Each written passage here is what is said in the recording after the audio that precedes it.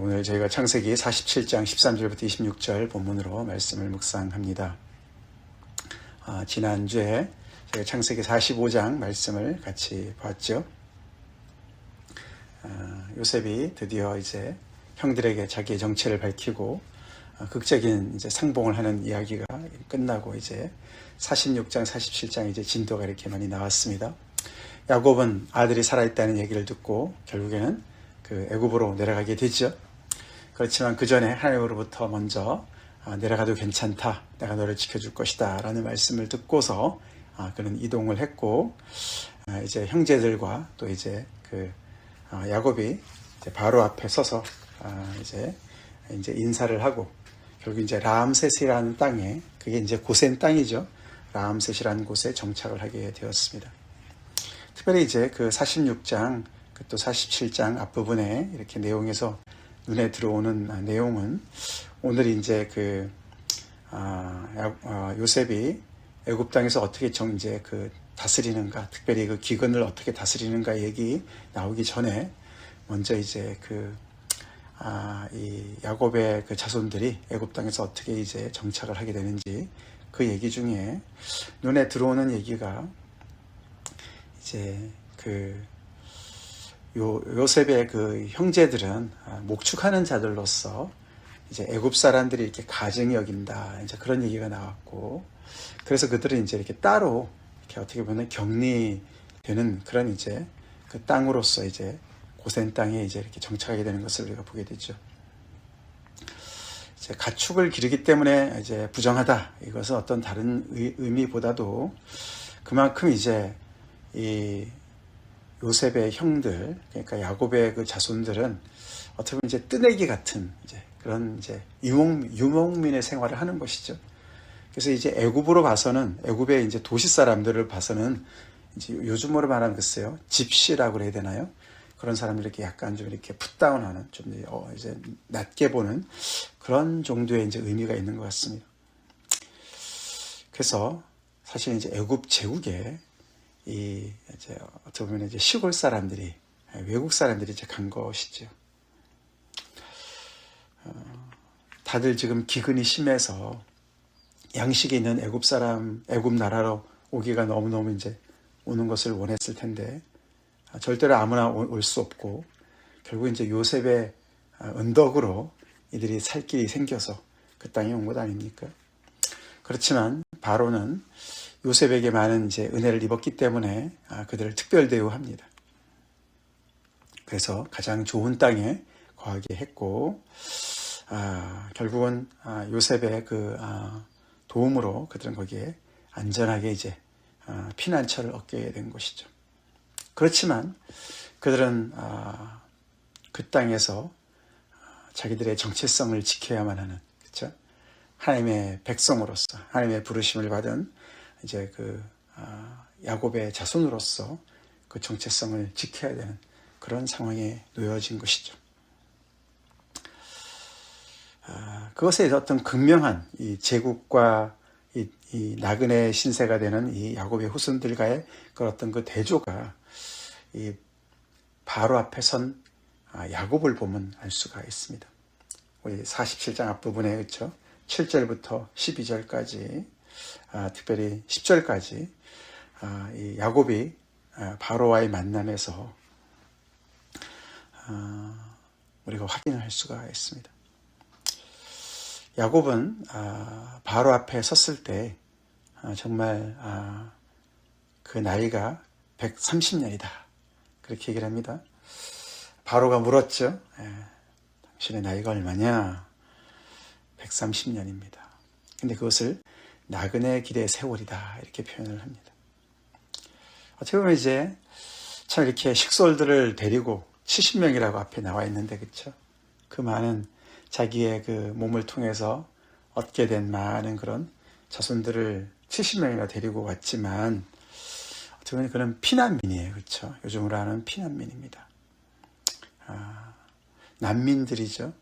기근으로 인해서 난민들인데, 거기에 이제 가장 어른이긴 하지만, 그러나 이렇게 정처 없이 떠돌아다니는 나그네라고 자기 자신을 표현합니다. 그렇죠? 그러니까 바로 앞에서는 얼마나 초라해 보입니까? 한 제국의 왕이니까 바로는 정말 너무나 안정적이고 세상으로 봐서는 정말 최고의 어떤 그런 위치에 있는 사람 앞에 이 초라한 야곱이 서 있습니다. 그러면서 험악한 세월을 보냈다, 그렇게 얘기를 합니다. 그런데 그 이야기 속에 앞뒤로 7절하고 10절에 보면은 그런 상황에서 바로가 야곱을 축복해야 될 것 같은데 반대예요. 그렇죠? 반대입니다. 야곱이 바로를 축복해요. 야곱이 바로를 축복했다. 그 얘기가 앞뒤로 나와요. 앞뒤가 안 맞는 얘기 같아요. 그렇죠? 험악한 세월을 보내면서 나그네의 길을 살고 있는 야곱이 이렇게 정말 땅도 있고 나라도 있고 권세도 있고 부족할 거 하나도 없는 바로를 어떻게 축복합니까? 그게 바로 이제 성경의 이 역설이죠. 역설입니다. 세상적으로 봤을 때 바로는 모든 것을 다 소유했지만, 그리고 세상적으로 봤을 때 야곱은 아직도 나그네의 삶을 살고 있지만, 밭대기 하나 없지만, 그렇죠? 축복하는 것은 야곱이 바로를 축복하는 것입니다. 왜 그렇습니까?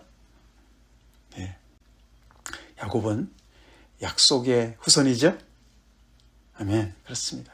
야곱은 야훼 하나님을 섬기는, 아브라함의 하나님, 이삭의 하나님, 그 하나님을 섬기는, 약속을 따라 살아가는 사람이기 때문에 그렇습니다. 그래서 정말로 따져고 보면은 부유한 자는 야곱이다. 이 땅에서는 나그네로 살고 있지만 야곱이 정말 하나님의 이 축복을 가진 자이기 때문에, 그래서 야곱이 바로를 축복하게 됩니다. 아멘이시죠? 지금으로 말하면 예수 믿는 사람들이 안 믿는 사람들을 축복해야 될 줄로 믿습니다. 예수 믿는 사람들이 세상의 것이 축복인 줄 알고 그 축복을 탐내고 부러워하는 것이 아니라, 우리가 세상 속에서 살아가고 있는 이 하나님의 축복의 약속을 가지고 살아가는 사람이라는 것을 잊지 말아야 된다는 것이죠.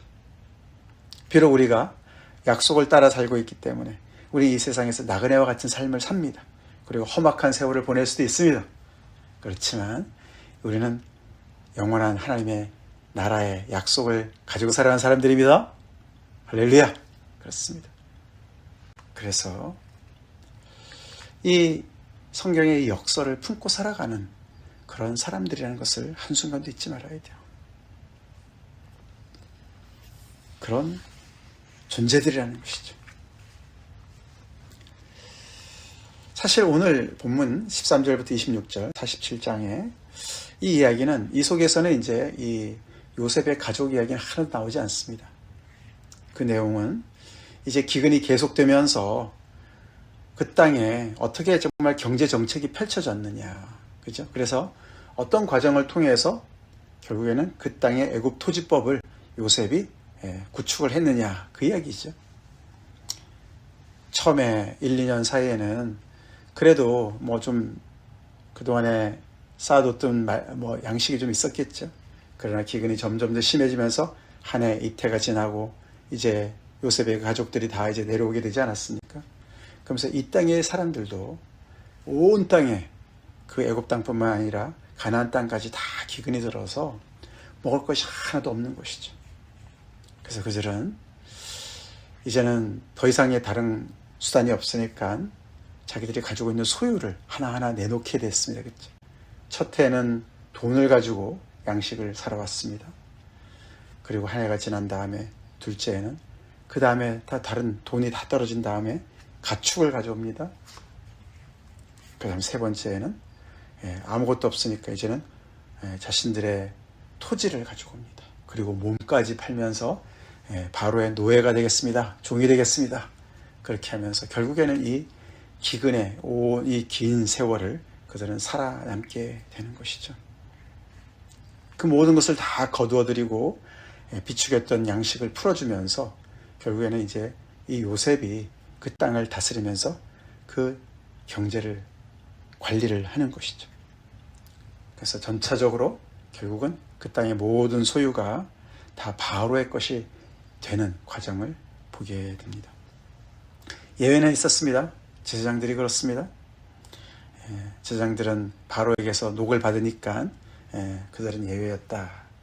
그들을 뺀 모든 사람들이 다 이렇게 결국은 먹고 살기 위해서, 살아남기 위해서 그들은 모든 것을 다 바로에게 주면서 결국에는 마지막에는 그 종자를 받아서 이제는 어느 정도 농사를 지을 수 있는 그런 때가 되어서 결국은 추수의 5분의 1을 세금으로 바치면서 5분의 4를 가지고 살아가는 그런 이제 제도가 구축이 된 것이죠. 그럼에도 불구하고 그들은 그것이 은혜다, 은혜를 입었다. 바로에게도 은혜를 입었지만 특별히 요셉에게 그렇게 얘기를 합니다. 그렇죠? 주께 은혜를 입었습니다. 그리고 우리는 기꺼이 바로의 종이 되겠습니다. 그렇게 이야기를 합니다.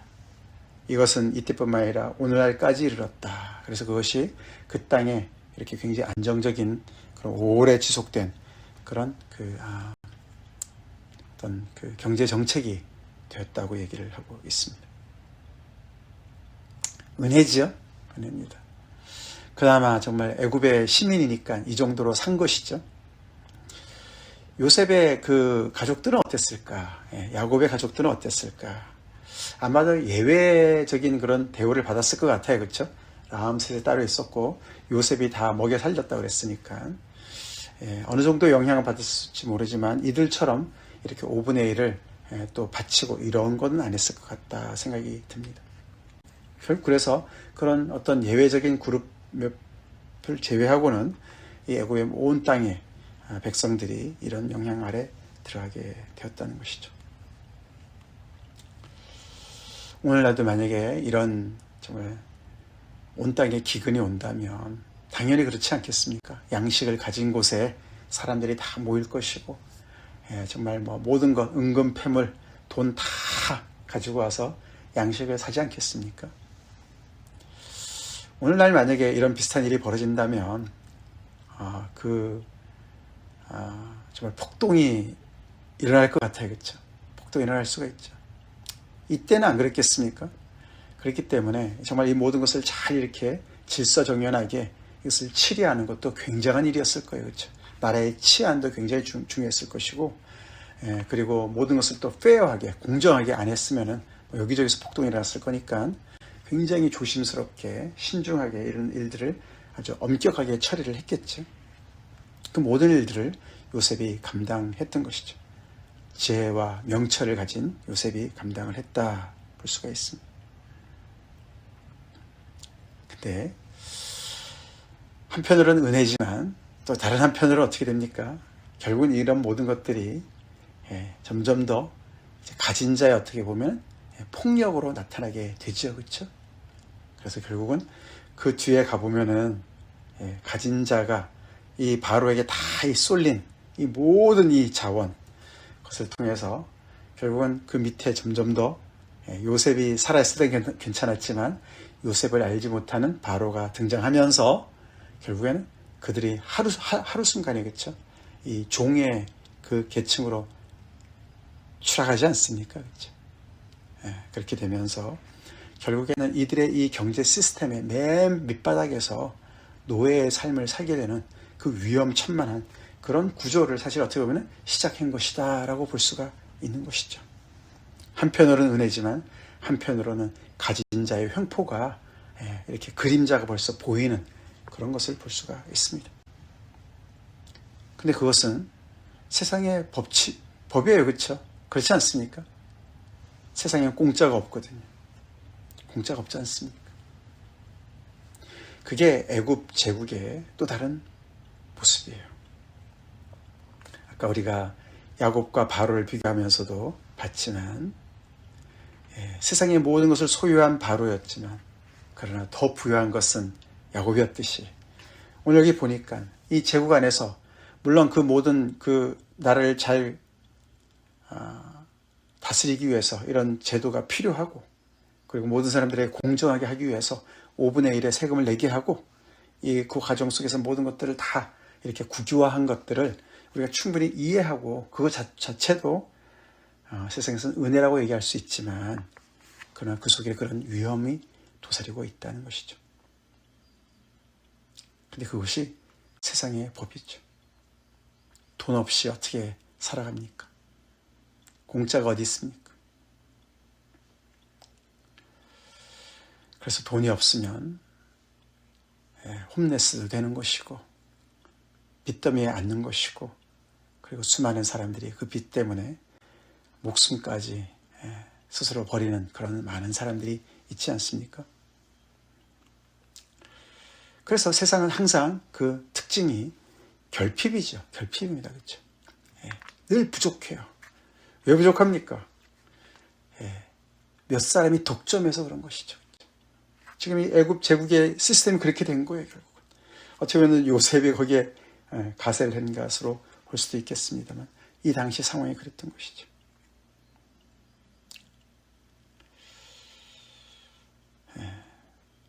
그런 맥락 속에서 우리가 이사야서 55장 말씀이 그 의미를 확실하게 보여줍니다. 55장 1절 2절 오라 너희 모든 목마른 자들아 물로 나아오라 돈 없는 자도 오라. 목마른 자들이 다 오라고 합니다. 물로 나오라고. 돈 없는 자도 와도 된다 그럽니다. 너희는 와서 사 먹되 돈 없이 값 없이 와서 포도주와 젖을 사라. 이런 초대를 누가 하십니까? 여호와 하나님께서 바벨론 포로에 잡혀가 있는 그 바벨론 제국에서 또 종살이하고 있는 그들을 초대하시는데 이런 초대를 하시는 거예요. 너네 제국 맛 톡톡이 봤지? 세상 맛 톡톡이 봤지? 양식 없이 돈 없이 절대로 아무것도 안 되지? 근데 나한테 나오면 돈 없이도 값 없이도 올 수 있어. 물도 살 수 있고 포도도 살 수 있어.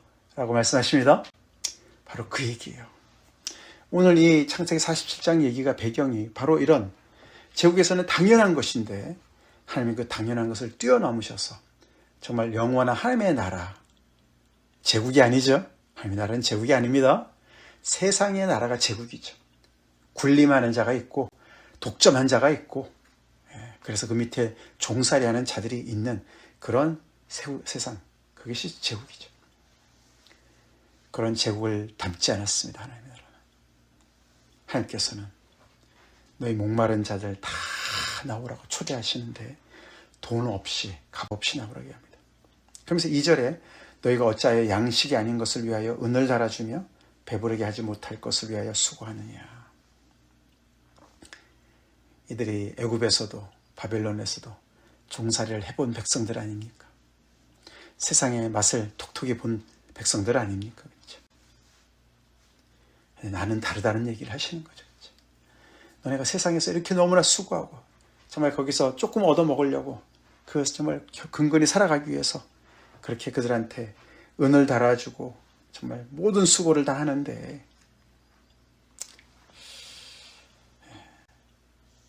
너희는 내게 듣고 들을지어다.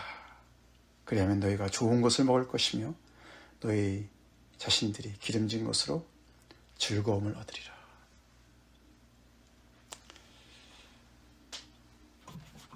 제가 이 말씀을 기억을 해야 되겠습니다.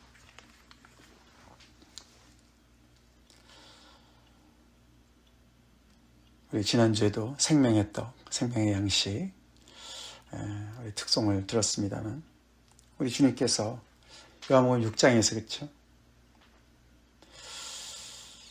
예수께서 이르시되 나는 생명의 떡이니 내게 오는 자는 결코 줄이지 아니할 터요 나를 믿는 자는 영원히 목마르지 아니하리라.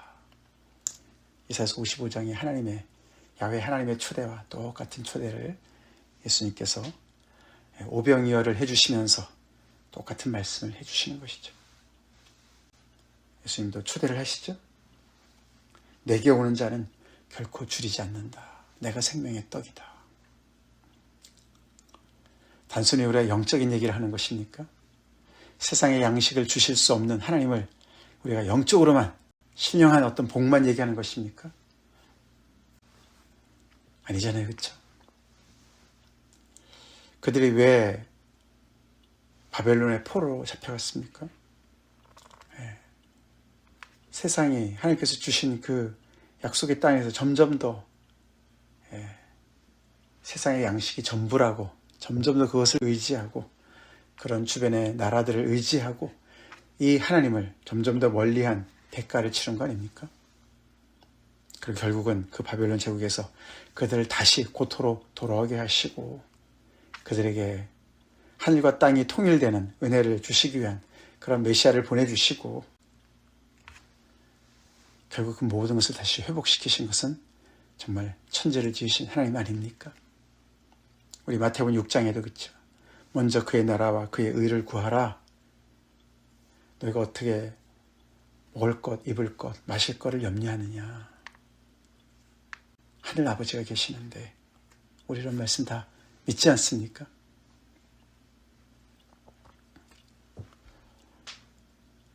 그래서 야곱이 나그네로 살고 험악한 세월을 살기도 합니다. 그렇지만 그는 바로를 축복합니다. 무슨 말이죠? 우리는 약속을 붙잡고 살아가는 사람들이죠? 아멘? 그렇죠. 그리고 우리가 이 세상 살아가는 데 있어서 하나님께서 우리에게 필요한 것을 공급해 주시는 줄로 믿죠? 믿습니다. 우리가 꼭 부자가 돼야 되고 근심 걱정 없어야만 하나님이 나를 축복해 주는 것이 아니라는 것이죠. 그렇죠? 하나님의 약속을 붙잡고 살아가는 사람들은 본향을 향해서 계속 나그네로 살아가는 사람들입니다. 신앙의 순례의 길을 가는 사람들이에요. 내가 나그네로 살았습니다. 이 말은요, 그냥 고상한 말이 아니에요. 철학적인 말이 아닙니다. 진짜 험악한 세월을 보내는 거예요. 야곱이 나름 어떤 부를 가지고 있었지만 정말로 이런 세상적인 관점에서 봤을 때 바로와는 전혀 비교가 안 되는. 그래서 우리가 하나님을 따르는 자들은 관점이 바뀌어야 돼요. 믿습니까? 가치관이 바뀌어야 돼요. 가치관이 바뀌어야 됩니다. 자칫 잘못하다가는 이렇게 우리가 이 제국의 이런 시스템 아래에 종노릇하게 됩니다. 정신 차려야 됩니다. 그게 바로 이 제국 속에 들어가서 지금 특별 대우를 받고 있는 이 야곱의 후손들, 약속의 자녀들의 위험이기도 합니다. 그렇죠? 이들이 제국의 것을 닮을 것이냐. 사실 요셉의 지혜였습니다. 그렇죠? 라암셋으로 따로 이렇게 이들이 목축업을 하는 사람들입니다. 라고 얘기를 하라고 가정한 어떤 서로 간의 그런 거래를 두게 하는 이유가 바로 거기도 있는 것이죠. 그렇죠? 그들이 하나님의 약속을 품고 살아가는 사람들이기 때문에 세상의 법대로 그것이 최고라고 믿고 살아가지 않는 사람들이기 때문에 그렇게 구분을 하는 것이죠.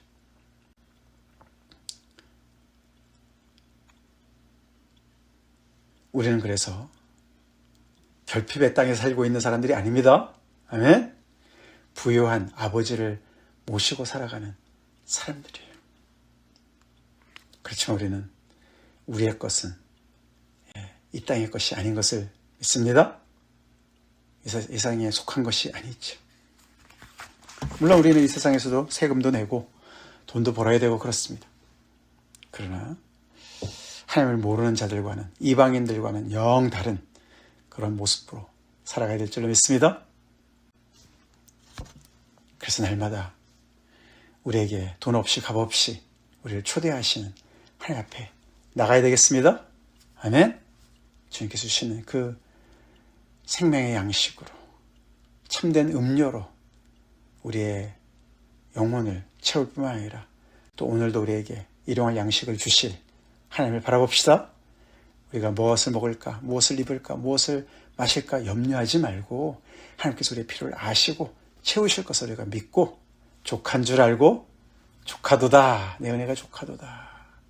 우리 주님께서 살아계시니 족합니다. 할렐루야. 부활하신 주님이 계시니 족하다. 그렇게 우리가 고백하면서 오늘도 우리 믿음으로 삽시다. 다 같이 기도하겠습니다. 하나님 감사합니다. 오늘도 우리 야곱과 요셉의 이야기를 들으며 특별히 애굽의 그 모습과 비교하며 우리의 정체와 신분을 확인하고 우리가 이 땅에서 어떻게 살아가야 되는지, 또 하나님의 나라와 이 세상의 제국이 얼마나 다른지를 다시 한번 우리가 묵상하며 주님 앞에 나아갑니다. 목마른 자들아 다 내게로 오라. 값없이 돈 없이 와서 사라고, 양식을 사라고 우리를 초대하시는 주님 앞에 늘 아버지 감사함으로 기뻐함으로 주님 앞에 나아가게 하시고, 오늘도 우리에게 일용할 양식을 주실 주님을 바라보며 세상에 그 정말 아버지 틈바구니 속에서 아버지 구걸하지 않게 하시고, 아버지 야곱처럼 바로를 축복하는 그런 약속의 자녀로 당당하게 살아가게 하여 주시옵소서. 오늘도 아버지 부활하신 주님이 계시기에 우리가 너무나 넉넉하고 내 잔이 넘치나이다 고백하며 오늘 하루도 믿음으로 살게 하시고, 아버지 세상을 부러워할 것이 아니라 아버지 세상을 정말 주님 앞으로 인도하며 그들을 축복하는 그런 아버지 주님의 길을 아버지 축복의 길로 인도하는 그런 정말 저희들의 삶이 되게 하여 주시옵소서. 예수님 이름 받들어 간절히 기도 올리옵나이다. 아멘.